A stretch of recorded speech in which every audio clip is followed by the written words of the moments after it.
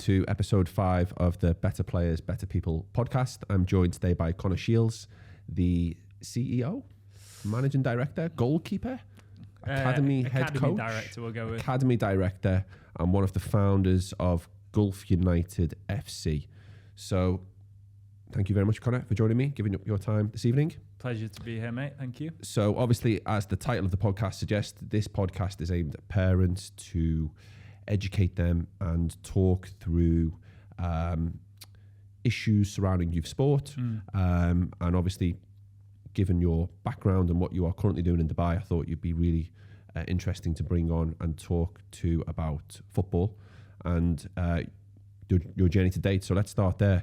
Tell me about who you are, what you are doing in Dubai, and how it's come about that you are in charge of one of the more successful football academies. Thank you very much. Very kind of you.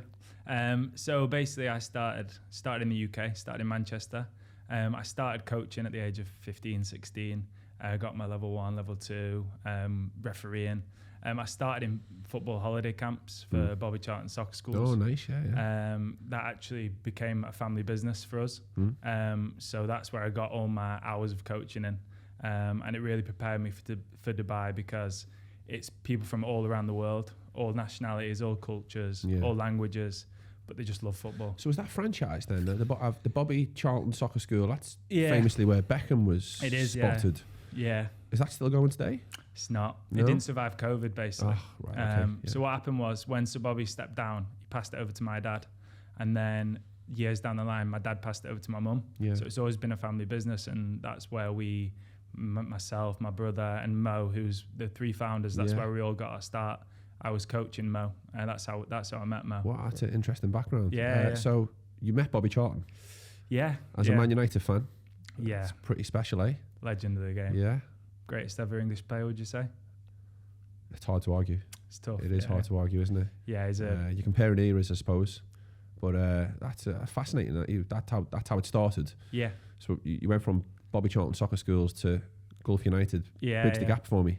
Yeah. So basically, 6 years ago, we came out to Dubai, and we did a year at another academy. And then after a year gaining experience, making mistakes, we then decided to start our own academy.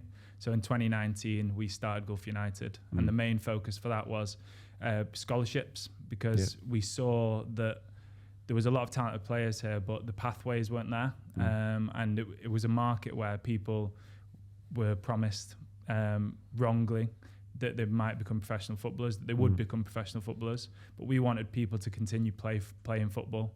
So that's why we went for the scholarship element to the US and Canada. Yeah. So our marketing's always been one of our strong points. So we put like a teaser of an eagle out on Instagram, and we started to try and get one team. And then on that very first trials, we got like 600 players there, and we thought, we've started something here. So then I was a teacher at the time. I was working in a school.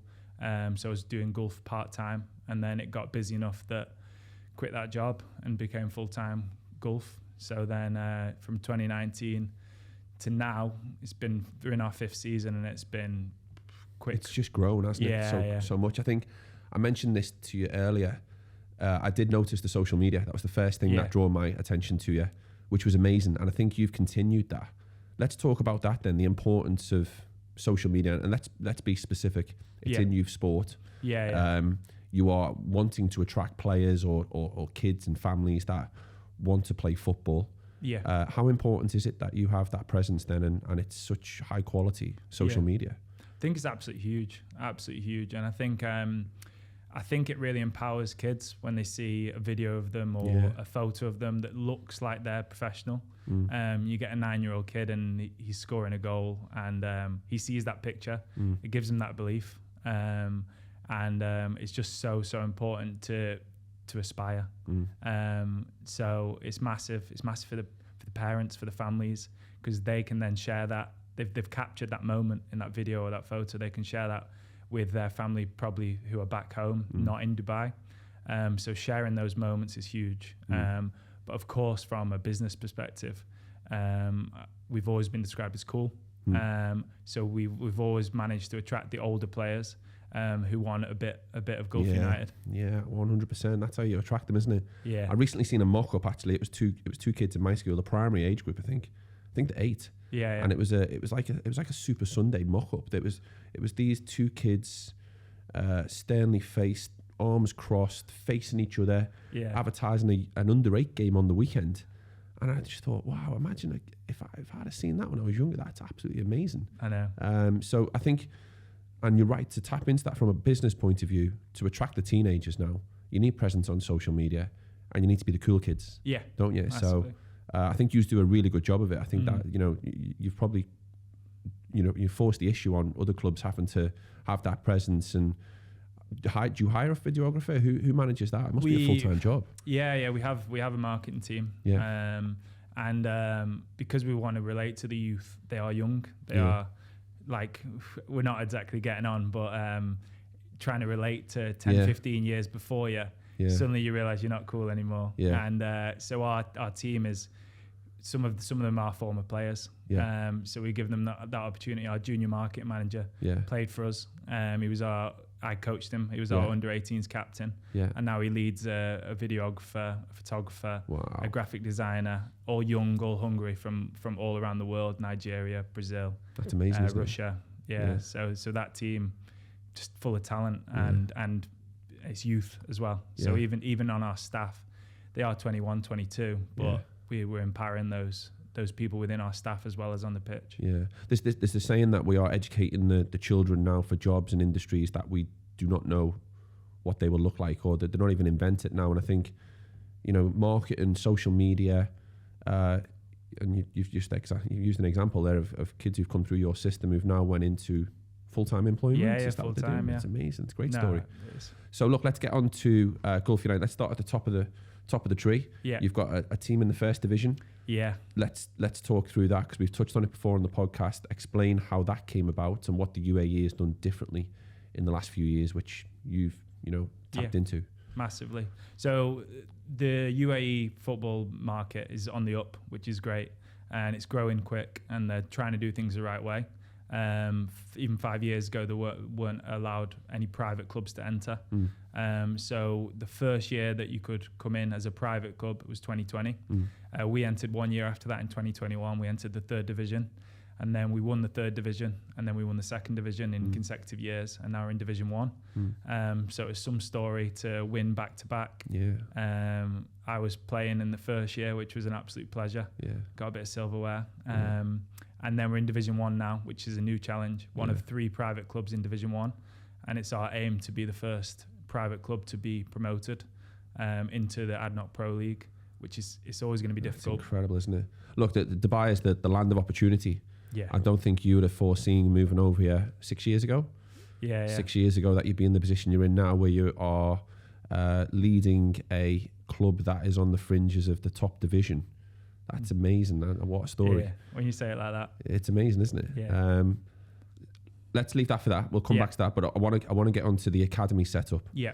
What's your aims? What's the mission? What are you hoping to achieve from the academy setup? And furthermore, what are you hoping makes Gulf United Academy stand out? Because there is a lot of academies now in the city, in the country. What do you guys do differently? 100%. It's a very saturated market. And luckily for us, even though some would see it as threatening, the market's getting better. The quality of coaching is getting better, which is great. Because sometimes they'd be at other academies and that they would just stop playing or stop developing. But I think one of the main things is the human development side of it. That's what's massive for us. We have a Eagles leadership program for players aged 15 to 17 who they help out with the younger ones, some assistant coaching, some media stuff, similar to the market manager who came through the system with us.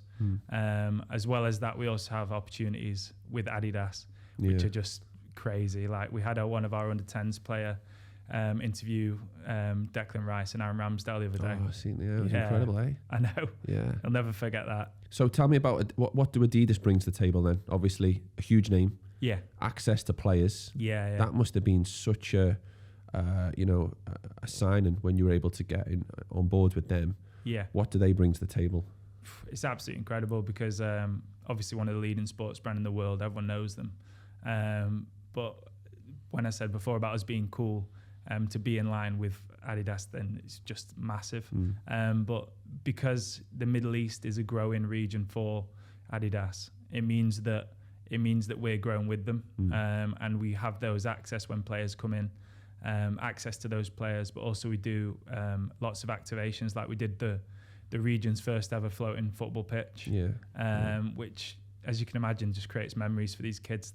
They're playing in Dubai Harbour on a football pitch that's only up for 3 days. We activated the World Cup. We did a 3v3 tournament, which was mad. I had the opportunity to play 3v3 against Kaka. Wow. I did not to keep dropping names, but I did a challenge, a goalkeeper challenge. You can drop them. This is the place to drop them. Okay. The kids are watching. Get your hands ready. Go on. I did a goalkeeper challenge against Iker Casillas. Yeah. Which obviously just completely surreal. Yeah. You won. Did you beat him? Did you? I did, to be fair. Yeah, we were throwing a ball through a tyre. Right. Okay. And I beat him. His shoulder. He claimed his shoulder was hurt. Oh, right, after, but it's funny. You want to win still. Yeah. And then the maddest one of the lot was when we did an advert with Zidane. Yeah. And a lot of the players got the opportunity to meet them. Yeah. We got 12 players who were in the advert with Zidane. Yeah. And we did 2 adverts back to back. There was one where the concept was he was scouting some of our players. Yeah. And the second one was he was kicking the ball through the frame, Dubai frame. And because his hamstrings, because he's obviously a bit older now, even though he's completely still got it, I was actually his body double. So right, okay. I was the one booting the ball. Yeah, you can see it. I had my hair a bit shorter. I was the one booting the ball through the frame. Yeah. And then he came on, and the production company were like, do you want to give him some warm-ups? Do you want to give him some stretches? I said, I'm not giving Zidane stretches. I think he knows how to stretch. Yeah. And then I was like, awkwardly, do you want to stretch? He was like, no. Anyway, he just gets the ball, chips it up, doesn't stretch whatsoever, boots it over with his right, boots it over with his left. There's me grafting to get it over out of my hands, and just see him that close up. It's unbelievable, isn't it? I think, look, we're probably advertising come to Dubai, Habibi, isn't it, right now? Like, if you're a sports coach around the world, I'm sitting here with a guy who's moved over here 6 years ago, and he's now doing keep-ups with Zidane and chucking balls around with Casillas. We are in that place in the world where there's a lot of footballers come here. During the winter months, they come for their off-season or mid-season breaks. I know if I speak personally from my experience working with Arsenal when we had the soccer school up at the Sevens, Ozil, Arteta, a number of players would come through. And then the point I want to get to is the memories for the kids when they meet these players. I think back to the day where I think Michael Ball, an Everton fullback and Rangers fullback, came to hand out our end-of-season trophies. I still remember it now. It's not on the same level, but the memories these kids are getting is unbelievable. To get access to these players. And then what that would do for Gulf is it just only strengthens that bond, doesn't it? That affiliation to your club. Massively. Which is gives you such an advantage, eh? Yeah. Above the rest, I suppose. There's a great quote that I always say to our coaches. They might forget what you said, but they won't forget how you made them feel. So true. It's so true. And those goosebump moments, like, I don't get any more joy than when I see the kids. Like, obviously I'm still, there's the kid inside you, you're meeting them and you're buzzing yourself. Yeah. But then you see the kids and their eyes light up and they just can't believe that this person's a real person. Yeah. They don't see it because they see him on TV and they see him as some superstar. And then when you get the players who really engage, and most of them do. Yeah. Like we had Ashley Young a few years ago. He was coming and he was just jogging alongside our session. He was still at Villa at the time, and he was jogging alongside our session. He's not allowed to get involved. Yeah. He joined in for the end of the 5v5. Yeah. Probably shouldn't say that, actually, but he's at Everton now and he's injured, you probably shouldn't say that. Yeah, a few years ago. But then another time, he was with 2 of our lads, 16-year-old and a 15-year-old, practicing free kicks.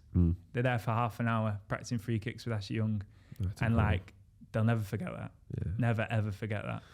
And okay, I want to ask them what attracted Adidas to you, or vice versa. How did that link come about? Because there's a number of academies here now that have been operating for X amount of years, probably longer than yourselves, much longer.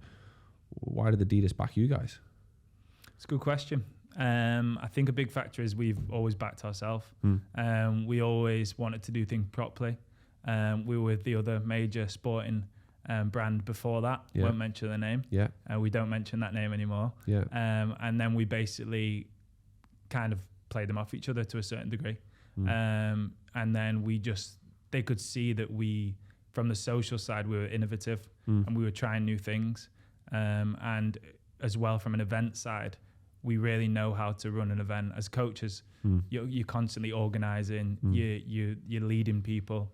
So events is quite similar in terms of skill set. Yeah. So we run 3 or 4 events for them each year. Yeah. We make amazing content, and maybe they just liked the general vibe of the club. Yeah, I mean, it's by no means, this is not a business podcast, but it absolutely could be. Given the past 5 minutes of what we spoke about here, in 6 years you've developed a brand, and we can use that terminology now. It's a brand. You've got great links and relationships with other strong brands, and you'll go strength from strength given that relationship. And I think kudos to yourselves. You know, the founding 3 was it? I think it was 3 or 4 that set it up. The kids should appreciate that the opportunity to meet Sedan and Kids CS is not luck. It's because they've aligned with a academy that's got the right people in charge, who've went out and fostered those relationships and, you know, gained those contracts, if you like. Yeah. So I think that's an absolute lesson for young people who are, you know, aspirations in business in terms of brand awareness with your social media, and developing and fostering relationships, and the success is evident. Yeah. So we've digressed slightly. It's the business podcast now. Let's go back to sport and tell me about your academy setup and what your aims are with that. Yeah, so we got players all the way from age 4 to 23. We've always been focused on the older age group, the more elite side.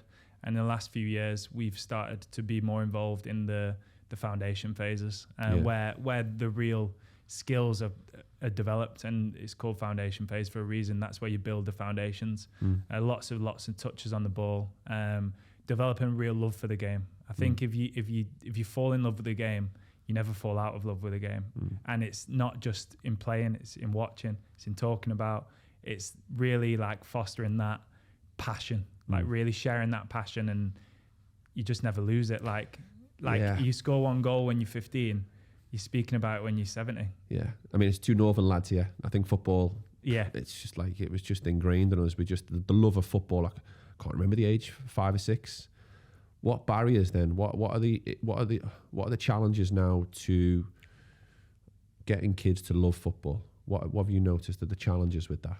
I think as you say, we've always grown up watching it. We've grown up going to games, grassroots, professional.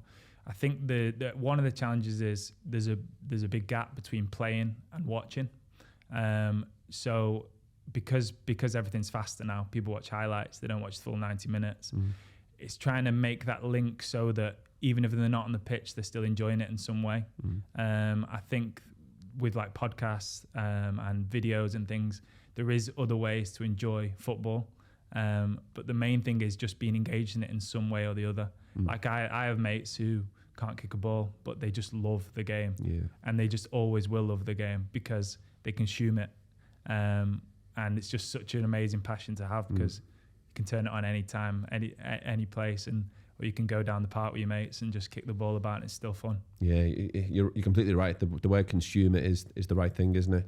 But it's a culture. Football is a culture for me. It's the kit, which has continued. I remember as a kid getting kits, and I probably still, I can identify all the Everton kits. Yeah.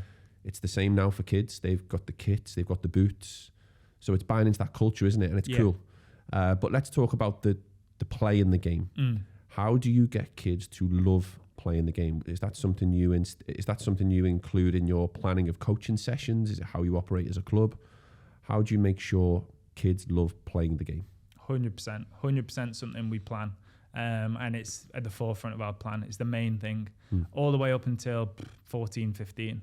I think people think when you get to like 12, 13 that suddenly it gets serious. As soon as it gets serious, then the players don't want to come. So we generally, as an academy, we train 3 times a week and play matches on a Sunday. Those 3 an hour and a quarter sessions should be their best time of the week. So they need to come. They might be tired from school, they might be lethargic, but they need to come, and within 15 minutes, we've engaged them in a warm-up or a competition where they're smiling already. they're bantering their mates, they're enjoying themselves. And then that competition element and that fighting against each other is something that should be encouraged. It's not a hard sell neither, is it? Because and I say this to our PE team, it's not a hard sell when you're playing games. Yeah. You identify the boundaries, how they score, go and play. It sells itself. Okay, look, let's, because Conor, I remember following your social media before you joined the school I'm at now, and my perception of the club, because you had this elite arm, you had the club kicking on in the first division. I want you to tell me about the B team as well. Yeah. The perception was that's elite. So how would you respond if I was to say, look, the perception before we got to know each other and the academy and the aims was that that elite, and it was only for the kids that really good. Yeah. Because obviously you're explaining the academy here, and it's not actually the case. Yeah. Is that something you come across in terms of perception from parents? Yeah, it definitely does happen. Especially when people just see our social media from afar. I think as soon as they come and get involved and they see an academy or they come to a trial, they get a general feeling of what the club's about. Ultimately, we're a family club. We started with my brother, and you really are a family club, aren't you? Lifelong friend, yeah. The captain of the first team is my younger brother. Yeah. I was going to say little brother. He's not so little anymore. Yeah. But we are a family club, and I grew up in a family environment, football wise. I always saw that as family, and that's what we try and promote with Gulf United. And the main thing is our coaches have to be role models. If they're not role models, then the kids aren't going to be inspired, and they're not inspired, they're not going to be engaged, and if they're not engaged, they're not going to love football. So what do you look for in a coach then? If you were to recruit, what's the non-negotiables you're looking for in that person to join the club? Main one, personality. Personality is huge. They have to be passionate. I know obviously as a football coach it is your job, but it can't feel like your job. Like it's an interesting one when one of the first team players asked one of our staff, he's like, what do you do as a job? And I thought, he doesn't even know. Doesn't even know this is his job, which is testament to that coach's attitude. Which is funny because obviously he should know that he's a professional coach, but those coaches that make it feel like it's a pleasure to be there, they're the coaches we look for. And they're obviously hard to find, but role models and people who inspire are hard to find anyway. But when you find them, you keep them, and that's with the transient nature of Dubai. We have to make sure that we've got some solid foundations where the kids, the parents, the families, they see the same faces over and over again, and they know that we have players, because we're in our 5th season now. We've had players from the age of 12, and now they're going to go and have a scholarship in the US, and you see them grow up in front of your eyes, and their success is your success. Absolutely. And it's just so rewarding. And those that really care about the kids and really care about the development, they're the coaches we look for. I think that's such a strong message for. We're probably aiming this now towards the kids in secondary school who are getting towards the career choices, the GCSE choices, the A-level, the university. It's certainly advice I was given when I was younger is find something you love and make a career out of that. And look, work's work. There's times when it's work and it's hard, of course, and you have to grit down. But if you can find something that you love doing and you're good at, if you're a really inspiring coach, then it won't always seem like work. You'll enjoy that time, and you just use the example there of sending kids on when they've been with you for a number of years. It's such a proud moment. Massive. It's exactly the same in PE teaching or any form of teaching really. You get to those kids who are 18, they graduate, that sense of pride. Look, not the best paid industry, we know that. But that you can't buy that. You really can't buy that. So I think for young people watching, for coaches watching, it might be the case they need to ask themselves that question honestly and question that. Is this something I love doing? Yes, then grit down, get on with it. There's days when it's hard, but if it's not for them, then it might be best for both parties to go and find another route. So I think that's a really strong message for kids, coaches, teachers, parents, maybe potentially to hear as well. I think it's so hard to pretend that you care. I think kids are so intuitive that they know if you care, and it's not quantifiable, but they can just tell, because kids don't have any barriers like adults. You grow up, you become a little bit more cynical. Kids don't have those barriers, and they can look in your eyes and know if you care. Yeah. And look, we're digressing now. We've went from the business podcast back to football. We're getting into career advice now. But another thing I always lean on is, if you are going to commit to a job and you're going to give that job 8 hours at least sometimes a day, it's got to be something you enjoy doing. It's just got to be, because if it's not, what a waste of time. You know, you can, before you know it, you're in your 30s, you're in your 40s, and time's gone. Yeah. So I think, that decision, which way you're going to go, is a big one. Let's get back to football. Yeah. I always ask this question: how do you develop the person, and not just the player? I think the main thing for developing the person is improving their confidence. I think that's really underrated in terms of how that can develop a person, because when you develop someone's confidence, they can then start to express themselves. Some of the most rewarding things I've had with players is that player that doesn't even put his head up when he comes in, and then you have him for a few months or a season, and the little wins of how you coach, and then you know that they're walking in with their chest a bit higher and their heads held high. So when you can get those life skills like confidence, it's going to set them in such good stead. And it's just empowering them. It's empowering them and making them feel comfortable that they can make mistakes, making them feel comfortable that they can try something and have a laugh about it if it goes wrong. And it's growth mindset, isn't it? I suppose it's the ability to know that they're not quite there now, but they'll get there. And I think confidence is such an interesting one, and it's so true. It spills into every area of your life. If your self-esteem is in a good place, you can take on the challenges. And it's such a good point to make. What else then? What other values? What are the things that you try and teach the kids in and around the academy that would spill into other areas of their life?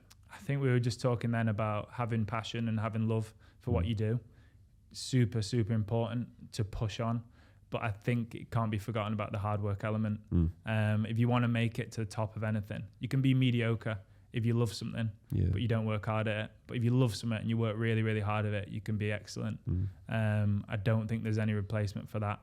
And you can tell who wants to improve. And that's also something that can be taught. That growth mindset of trying to get people to make mistakes and want to improve. And that, I think, as a coach, that's the best thing you can give to someone. Give them a better, more positive mindset where they look at things optimistically. Do you lean on your teaching experience then, Conor? Because the things you're saying here in terms of celebrating effort, highlighting effort, it's very teacher talk. It is very teacher talk. It was quite a short teacher career, but there must be skills there, or readings or research, because you're a trained teacher that you've took forward. I think... are you even aware of that maybe? Probably not, to be fair. I come from a family, both my parents were initially teachers. I don't think there's a massive difference between a coach and a teacher. I think as an educator, you're an adult trying to inspire young people. I agree. So whether it's coaching, or I was speaking to a dance choreographer the other day, and she was like, "You're explaining it so well." And I was like, "It's because I'm a coach. Like it's the same. It's just completely transferable." And teaching is the same as coaching, and whatever sport you're in is very transferable. But maybe I've gone into the experience I have as my brief career as a primary school teacher and took that forward. Yeah, brilliant. Definitely. Last question: what's next for Gulf United? Is the stadiums in the line? What? Because it seems such a great story. In 6 years, you've got to where you've got. Yeah. What's the next 6 years look like? With the speed we're growing, who knows? And I think there is no limit to where we can go. It was only 3 years ago that it was still the three founders. And there's more than 10x that in terms of staff now. So things are very, very exciting. Our main aim is on the professional side, is to be the first private club to enter the Pro League. That would be an incredible achievement. But more than that, we want to make a difference in as many kids' lives as we can. And it's such a knock-on that we have all these kids, but behind these kids, we have those families. So you can inspire one kid, but it could have knocked on to 5 people. And year on year on year, if we can change these kids' lives, then anything's possible. That's a great message. Conor, good luck to you. I'll certainly be following the social media and watching, and let's see what happens next for Gulf United. Thank you very much for your time. Thank you very much. Thanks for having me.